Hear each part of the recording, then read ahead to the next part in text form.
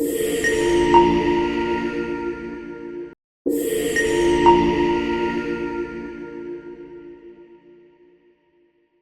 name is Claire Freeman and I work for Reading Solutions UK. And my role is as a reading development consultant in the company. But I have worked in education for the last 29 years. I've taught both primary and secondary children in the range of different leadership positions as well. But over the last 8 years, I've been working as a reading development consultant. So I support schools to develop reading with our online reading development programme, Reading Plus. So joining me today, we have Caroline Lowcock, Jill Simpson and Rachel Gelder. Ladies, would you like to introduce yourselves and tell everybody what you do? I'm Jill. I'm the deputy head at the school. I also lead English, which is why I'm here. But I'm also the curriculum lead as well, so it feeds into that as well. Thank you, Jill. I'm Caroline Lowcock. I'm the Senko. I work with Jill quite closely on the curriculum side of it when it comes to sort of with different hats on and adaptations and planning and that kind of thing. So yeah, I'm the assistant head as well. I'm Rachel and I support, Caroline and a number of other schools as an associate Senko. So it can be small schools who don't have their own Senko or big schools like here who have very high SEN needs. And I'm also a dyslexic specialist teacher. Thank you very much, ladies. So today's session, and I would like it to be more of a conversation, it's going to be about strategies that you can use in school to evidence everything that's happening with reading as a whole, as part of an internal process of supporting self-evaluation and school improvement planning, as well as having everything at your fingertips for an external visitor such as Ofsted should they come in, or your school improvement partners, or anything, say for governors or anything like that. Okay. So, I mean, webinars are absolutely brilliant for sharing expertise, and it's rare for teachers to leave with actionable materials. But today you are all going to receive a document that you can use to begin with. Everyone who's registered will get that, but also there's an opportunity to receive the full document that we're going to go through if you want to book in and have a conversation with us about kind of other developments with reading. Okay, so first of all, what I want to do is just have a little chat about the demands of the education inspection framework. All four of us have experienced very different inspection experiences over our careers, but actually all four of us have experienced a very recent inspection with this framework. I experienced one in October as a governor, and recently Rachel experienced one last February. Is it, Rachel? Yeah.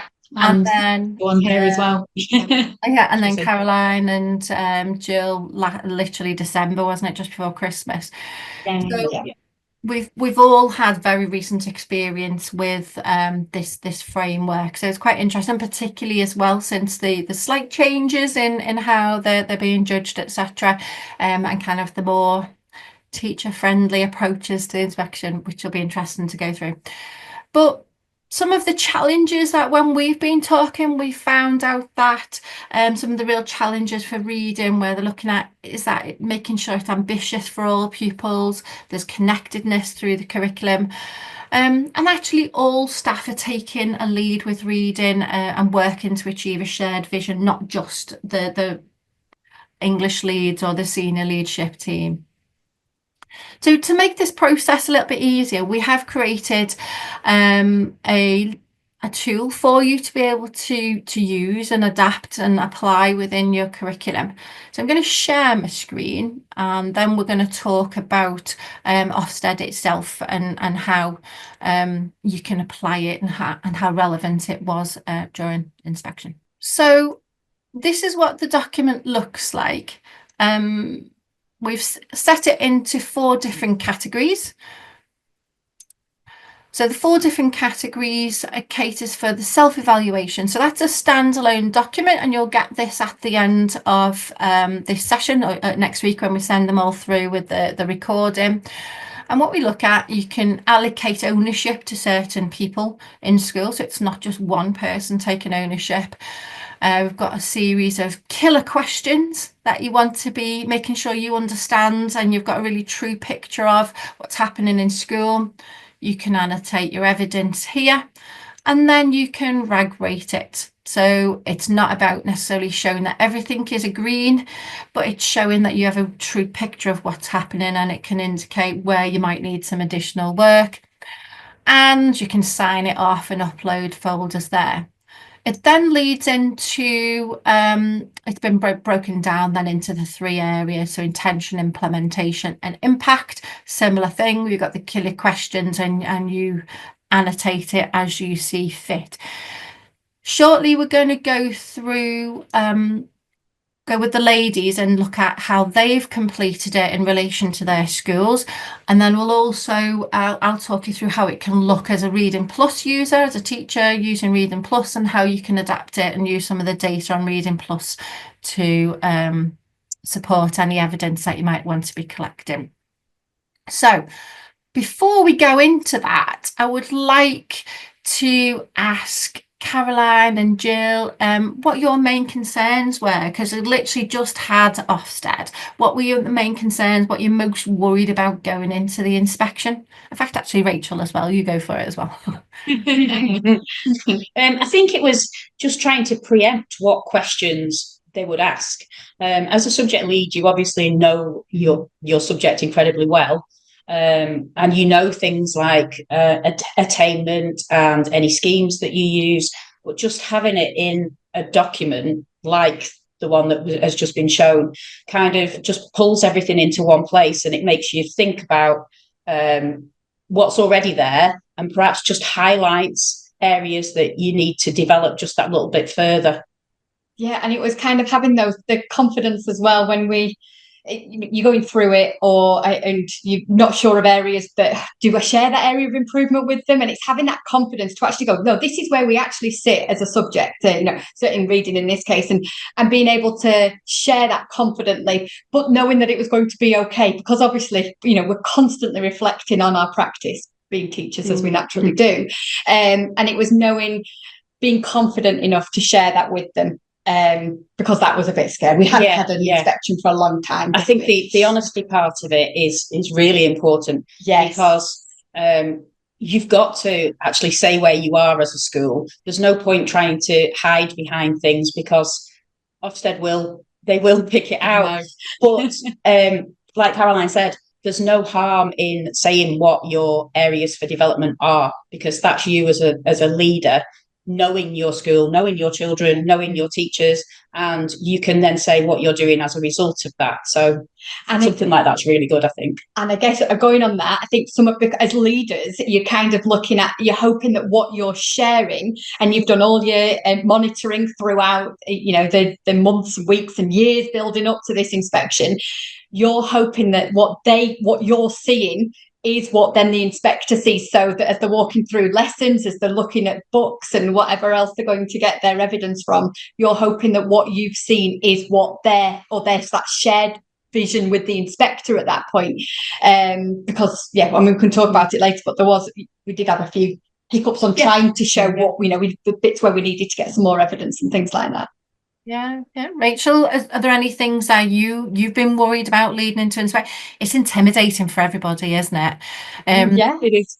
For somebody who may be going through their first inspection with a reading lead title or head of English, that kind of thing, what would you say? What advice would you give them? I think it's like Jill was saying, it's about being honest. It's about not tying yourself in knots, because I think if you overthink it and you try and not cover things up, because that's not what you're about, but try and kind of fluff things almost to make them sound better, it trips you up further down the line. So I think it is about that honesty and being honest with yourself when you're filling in this document, and not being scared that something's coming out as amber or even red when you rag roll it, because actually that's you recognizing what you need to improve on and where you might be able to do that. And just because you've got amber or red even in some of those cases doesn't mean that you can't go for that outstanding as well. So I guess it depends on where you sit in your school development plan. As a subject leader reading English, are you part of SLT, and do you have that ability to share or be a part of the school development plan? So it's knowing where that sits as a school priority as well. Yeah, so definitely, certainly my experience has been honesty is the best policy. It's more important to have a true reflection of where you're at, and so you've got a real good understanding. So those plans are in place and you're showing how you're going to be addressing it or what you already have started to tackle, rather than giving them what you think they want to see. Yeah, Exactly. I was going to say, it was very much, ours was anyway, very much a professional dialogue. So the inspectors would ask you the questions, but it wasn't like they were trying to trip you up. They were trying to actually pull out from you exactly what they needed to evidence, but it gave you the chance to have that chance to talk to them as a professional. I think the other thing is they were happy for you to take a moment to kind of think through. Yes. Rather than, if you stumbled over something, they were quite happy for you to say, take a minute, go and have a moment and come back to me on that. So you were able to kind of formulate a bit more what you were thinking, because it was there. Yeah. Just sometimes you can't get it out. We were saying questions are often really tricky when they're thrown at you. Conversation's fine, but when you're being asked questions in that very kind of formal way, your mind just go blank. So I think they were very accommodating. Ours were great. They did say that, even throughout the rest of the morning or the rest of the afternoon until they formulated it, please come back. If you remembered something else that you've done, just come back. It wasn't like a test, if you like. You weren't sitting in an exam. It wasn't as formal as an interview. It was supportive. Yeah. It really was. More than it used to be. Yeah, much better. And that's great to know, because sometimes, I mean, one of the luxuries of having a one-size-fits-all document where you can, like a central record, is that you can have things at your fingertips, so you can just scroll through and say, oh, actually I can evidence that here, or that exemplifies something I wanted to explain. But the fact that you've said that they were happy for you to come back to them at some point once you've kind of thought about it some more, that's brilliant to hear, rather than it being your one and only chance in that discussion to kind of influence their thoughts. And having they did, but being able to take your documents in with you as well, so you don't have to remember everything. It's all there. You can make your notes. It's and I think that's something that we probably feel that we need to have. It needs to be all there in your head rather than being able to. We have a lot of our younger teachers who this was their first inspection as well, did think that they needed to know. One of the training bits that we did up until the inspection was having it's fine and almost do some mock. We did some mock deep dives in certain subjects, and in particular we did it with reading. We got our school advisor to come in and did it with them. But again, we felt one of the things going into Ofsted, it is kind of subjective as well. So you're kind of wanting to prove what you're saying, but it's who you're going to get in front of you. It's not knowing who that person's going to be, and are you going to get on with them and be able to communicate and articulate what you want. They were also very happy for a member of a more experienced member of staff, a member of SLT, to be in with those members of staff who weren't as experienced and weren't as confident speaking about their subject, so that it was just a little bit of hand-holding, really. We were able to tease some bits out if they missed, which is why we are also saying with the self-evaluation form that Jill had that to her fingertips, being able to articulate that. And I was saying that I'd been in some of the other subject areas where we didn't have that, and I needed to be a bit more hands-on to try and tease some of the information out. It was there, they had it, they knew it, but it was because it maybe wasn't set out in that way, they weren't able to quickly get to it. So it just becomes a bit overloaded as the chatting. Yeah, definitely. Just how about the types of questioning that you were asked? Were they asked in a way which was convoluted, or was it in a way that they wanted you to be able to answer the questions? No, they definitely wanted you to be able to answer the questions. You didn't feel like they were trying to trip you up or they had a hidden agenda. They very much wanted to know about early reading and then reading as as it progresses through the school. I wouldn't say there were any trick questions at all. And if you were unsure of any of the wording of them, they gave you a moment to process it, or you could just say, you could just ask them, what do you actually mean by that? What do you want me to give you? Yeah, brilliant. That was my experience in the other Ofsteds that I've been in. Yeah, that's good. That's good to hear. And the questioning that we've created through the document, did you see those style of questioning coming out of the inspectors? Yeah, definitely. With your data questions, they were all there.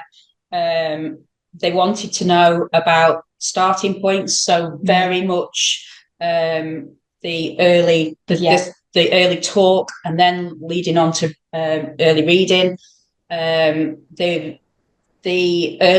phonics leader then went on the learning walks with the inspectors. So they kind of said, tell me, what will I see when I go into class? So as a subject lead, you've got to be really clear on what's happening in each of the areas. You've got to know your start points and your end points for each year group. And how it's embedded throughout the curriculum. Certainly talking about reading, it's how it impacts and how it's embedded right the way across, rather than as a standalone. That's very much what they're about, and how it feeds in reading, and how it feeds into other subjects as well. Yeah. And Jill, you've done a lot of work on, Jill's obviously, I'm speaking for you again, and incredibly experienced and has done this for a long time. So our curriculum is all about reading, isn't it? It's absolutely central. I think it helps that I'm English and curriculum lead, so I've kind of got a hat in all camps, if you like. But it works really well. Well, you've got the connectivity and the connectedness and the curriculum then, so you've got that kind of fusion. Rachel, do you mind if because these lovely ladies have used the document and completed it, and I'm going to share Rachel's first, and then we'll share Jill's and Caroline's. Do you mind if I do that, and you can talk us through how you've completed it? Right? It wasn't actually me completing it. It was one of the heads at one of my schools. I kind of almost left her to it, really. And she used it very much more as I want to say, a kind of finger in the wind, almost a bit of a benchmarking process. So it was very much of a first look. It's a small rural school, so very different to the school we're sitting in today. That she just wanted to do that kind of first feel of how things were going. So we've used it very much in that way, and kind of then expects to build on it. So perhaps it doesn't have the detail, but it has that kind of first look at what things are looking like. And she said it was quite nice that she was sort of giving herself a pat on the back almost, because a lot of them she was rating as green, and then it was like, well, actually, no, this is amber or whatever. But she was really quite pleased that there weren't any red areas that she really needed to improve on, that there were things that could be better, could always be better. We were saying about, the amount of CPD or the kind of different genres and the different sort of texts that you can have can always be improved on. So it was kind of used more as a bit of a benchmarking process there, and then will be used again to kind of feed more into it.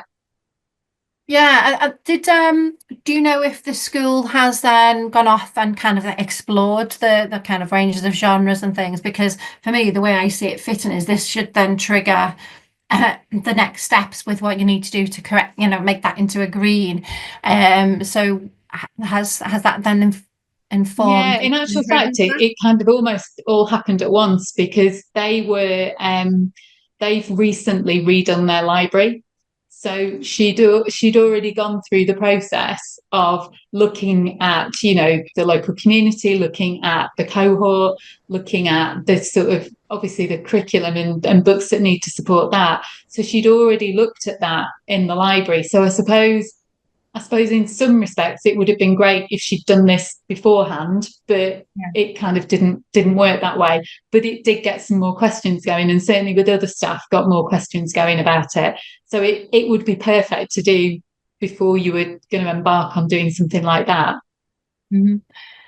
Brilliant. It's great to see how that can feed in, and not only just about having that regular audit. So it's an ongoing process. So everybody knows where everybody is at. Everyone can take leadership and ownership, and it's something that you can always make sure that you're tracking and monitoring, and there's always that drive for development and improvement as you go through, rather than it being something that's only done as you head into an Ofsted cycle. Okay, Caroline and Jill, do you mind if I share yours? Absolutely. Because we've got one now to a different extreme where we've got a little bit more detail on there. There we go. So are you seeing that, ladies? Yeah. Brilliant. Who would like to talk me through some of the information? Should we go down to maybe an amber, and that could be good to pick up on? So I think what we did with this is almost used it as a brain dump, if you like, for the bits that we do. So it wasn't just me doing that bit. I filled the majority of it in as English lead, but then opened it up to the phases as well, because, best will in the world, getting everybody's take on it is far better than just one person doing it. Yeah. So the bits that were amber, I then looked at the whole document, but then went away and from that was able to do our own little impact plans. So I've got one for phonics and early reading, and then one for reading as a whole across the school. So it definitely tailored in what I needed to do as a subject lead, which having these here then talked through that sort of thing with Ofsted, but then was able to drill down deeper and say that from doing that, it's highlighted these aspects, and that's where our focus is for this year. And that was absolutely fine, because I'd already identified areas that I knew would be picked up, and was able to say, yeah, that is where we are now, but we're going to be doing this, this, and this as a result of it. So yeah, I think getting everybody's point of view first on the self-evaluation form is really beneficial. Which fits into everybody taking a little bit of ownership of it. Yeah. Yeah, everybody owning it, everyone leading it, everyone taking responsibility. Yeah, really, really important. Putting Ofsted aside, how else have you used it in school? For this, Yeah, it helps with the monitoring. So all the SLT are responsible for monitoring, but everybody's got a really good idea of where we are as a result of this. It helps with when you're looking at data, things like taking pupil voice into it is really, really important. And I think that documents like this really show. I know from our inspection, a lot of it was the pupils that drove the high standards. It was the passion that the children were able to talk about the reading. Yeah. And it also helps you identify those needs as well, though, doesn't it? Yeah. In terms of, with the Senko hat on, where you need to kind of tweak things and where you need to change things, but also how much you need to do that by looking at your levels of EAL, your SEN needs, those children who are just below, and why are they just below, trying to pick those up as well. Plug those gaps. Plugging gaps, really, that kind of document really helps with that. And the impact we see is through attainment at the end of the day. But it's definitely not just a paper exercise. It's something that you keep going back to and refining, building on. Yes, absolutely. And we're all a part of that. We're all taking ownership of it. and I suppose it gives you time frames to be working towards. For me, certainly working in school, there's so many pressing priorities that actually things can easily drift. And I think if you've got something where you've got a constant record and constant update timescales for when that needs to be addressed and developed, then it keeps projects on track, it keeps momentum, it keeps people accountable as well. Yeah. Okay. Were there any challenges filling this information in? There were some things that you had to really think about and perhaps dig deep. You know the answers are there, but actually having it as a question kind of brings it to the forefront. And Ofsted could ask anything, so the better prepared you are, I think, it arms you really. It gives you that confidence to go in with. You may as well be thinking about it beforehand and having those awkward or harder questions, yes, I should say, rather than trying to think on the spot in there. At least you've got something to go to. If they do ask a random question that's a bit of a curveball, you'll find something within that document to be able to give it some sort of answer back. Yeah. I think one of my favourite questions or additions to a question is, how do you know this? And yes, definitely. That is often you have day-to-day anecdotal information, you have a general feel for things, but sometimes it's like, what evidence have we collected to actually inform that decision, or inform that rating? And sometimes think, actually, I do need to go and explore this. For example, a lot of schools will do work around reading for pleasure, but actually, how do they track and monitor the impact of that? And a lot of schools don't. They'll say, oh, yeah, a lot of our children like to read. Do they? It's being very specific, giving specific examples. So if you've got book clubs going on, if you run scholastic book fairs, book weeks, World Book Days, all of that, it's it's making sure that you actually say everything. Don't just assume that they're going to know it. But also it's like, well, how are we going to account for the impact of every single thing we do? It's just that we're going to do it. It's lots of activity. What measures are we going to be put in place to know the success of it? Yeah, and with experience, and then Rachel and I with sort of Senko hats on, we're used to kind of looking for evidence, but I guess new to role, you may not necessarily know about, I need to gather evidence for that or where to look for it. So it certainly makes you think about that evidence part. Yeah, definitely. And I think when you're new to role, it is really overwhelming. And I think the partnership work with other members of staff is going to significantly help with that, because knowing how to evidence things is going to be really, really crucial. I'm conscious of time. We're already at time. Would you believe it, ladies? I said we could get talking, didn't I? So what I'm just sharing with everybody here is, as Reading Plus, a reading development software which develops silent reading fluency, comprehension and vocabulary, I've adapted this tool for you. So as an example of how it could be input, basically how it could be completed, and so you can see evidence for different sections, different questions. But also what I've done, I've got a little bit step further, because I like data, but also Reading Plus is there's loads and loads of data within the software. So quite simply, you could have your own database at school, and you could have your own file systems, and you can actually put links into each of those files, so that actually you can be writing some annotation, but put a link into that data, put a link into your assessment data, so it's all joined up. So I've looked at here, so what we've got is that the question was, how can pupils, how can you show it's ambitious for pupils? So what we know is that we've got information about what levels pupils should be working at on the software. So we know the kind of the capacity that children should be working at. So we're working at the right level for them. One of the challenges a lot of schools face is when, and criticisms they might pick up with Ofsted, is that the books aren't appropriately levelled, or they're not reading appropriately levelled text. So what we on Reading Plus will happen is that children will be reading texts which are exactly the right level for them. They'll be reading at the right fluency for them, and then they're going to get the challenge which is appropriate for them.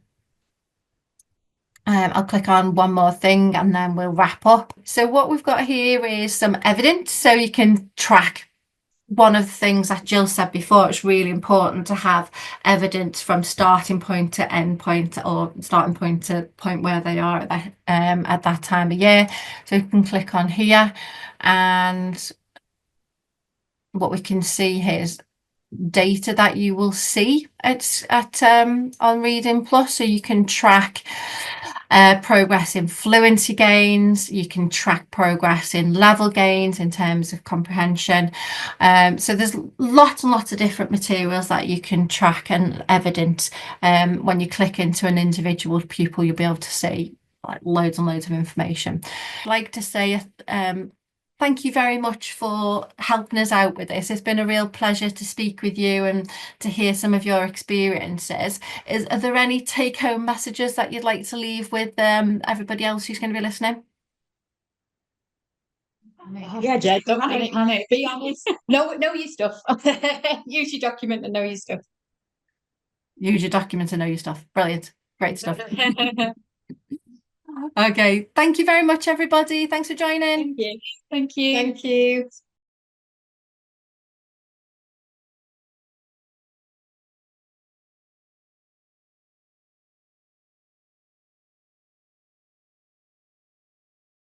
you.